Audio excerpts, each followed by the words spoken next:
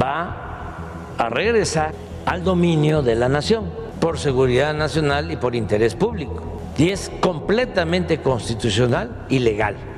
Después de que la ocupación de instalaciones de Ferrosur por parte de la Marina fuera planteada como una supuesta expropiación, el presidente López Obrador aclaró que solo se trata de la revocación de una concesión de Grupo México. Además, informó que se tomó la decisión de revocar la concesión después de que Germán Larrea, dueño de Grupo México, exigiera 9.500 millones de pesos a modo de indemnización por el uso de las vías.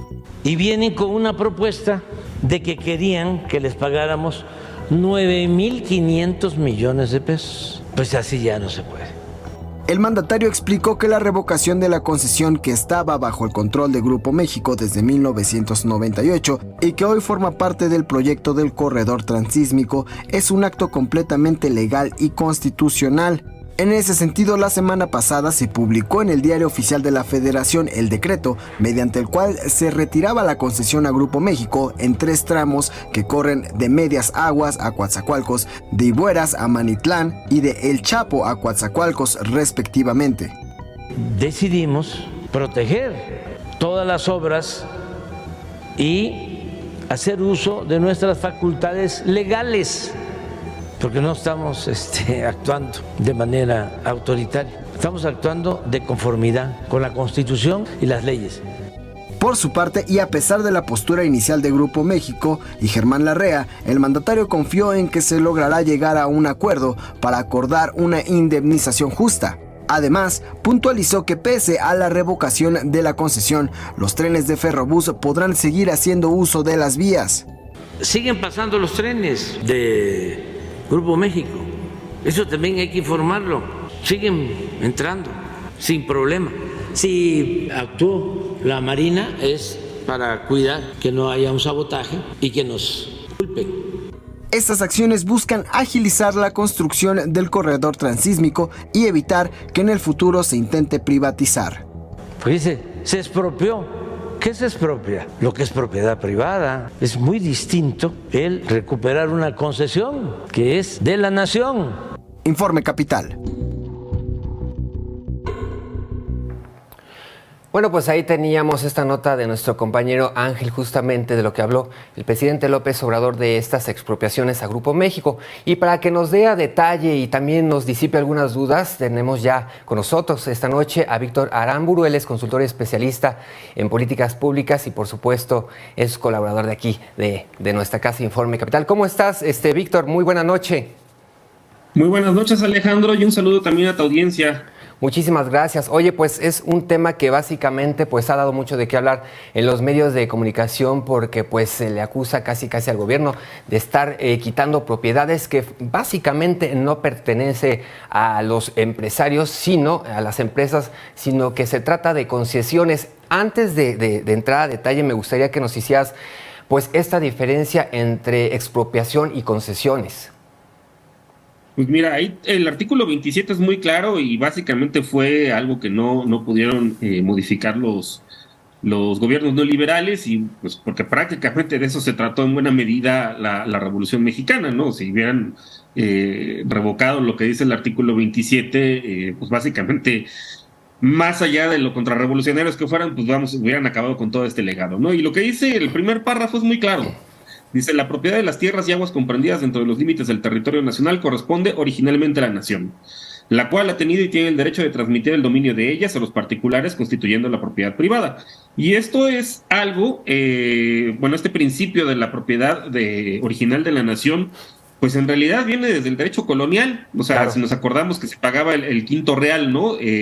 Proveniente de la explotación minera, pues es porque se suponía que la propiedad original de las minas y en general de todos los territorios de la Nueva España, pues eran del rey.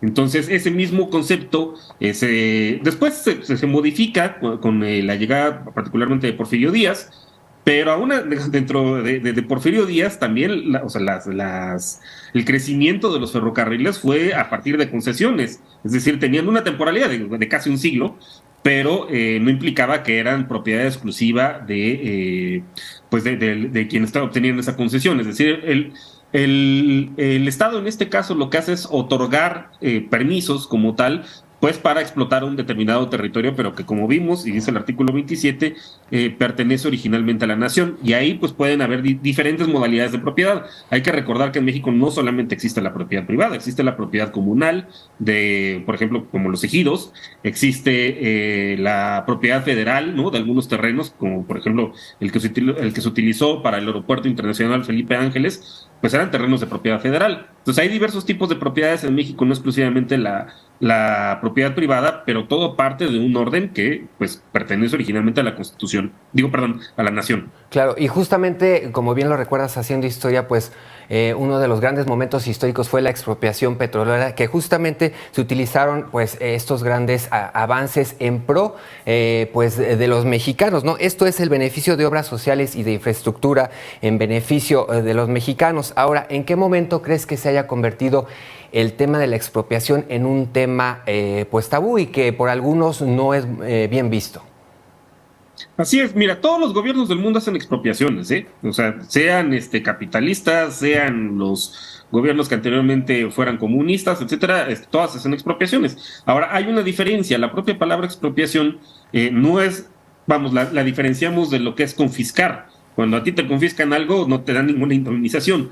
Cuando te expropian algo, tienes derecho a una indemnización por parte del Estado, como sucedió efectivamente, lo mencionas, en la expropiación petrolera. No fue que simplemente se les haya quitado la propiedad de sus activos, por ejemplo, las refinerías, las plataformas petroleras, a las petroleras extranjeras, sino que así se les pagó.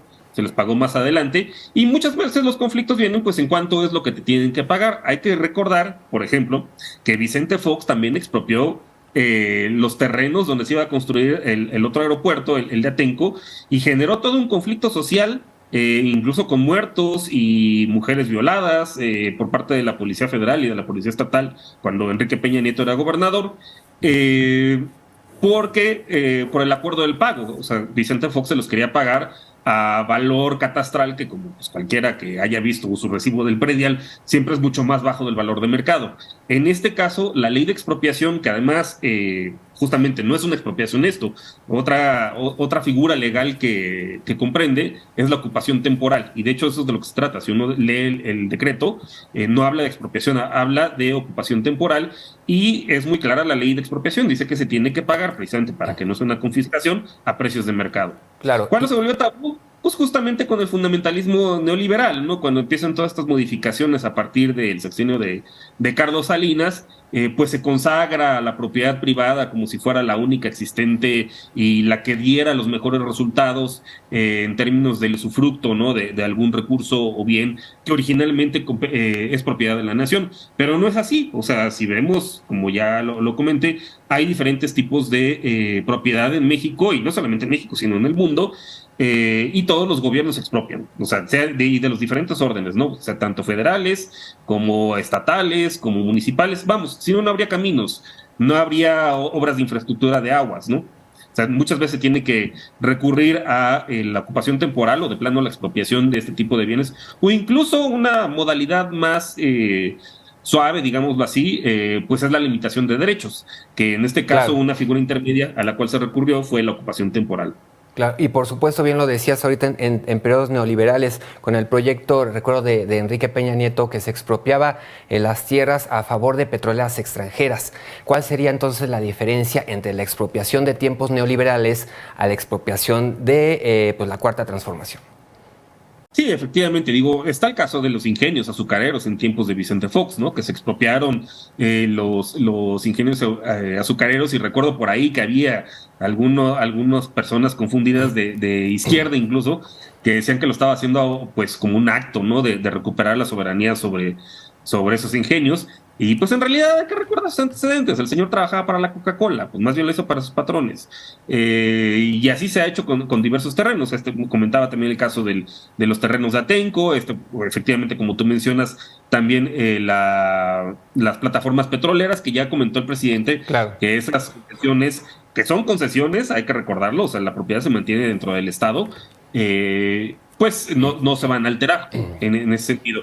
Y en este caso lo que se está haciendo pues es por causa de utilidad pública. Vamos, hay un proyecto mucho más grande que puede ser mucho más redituable que el uso que se le está dando actualmente y por eso se recurre a esta figura.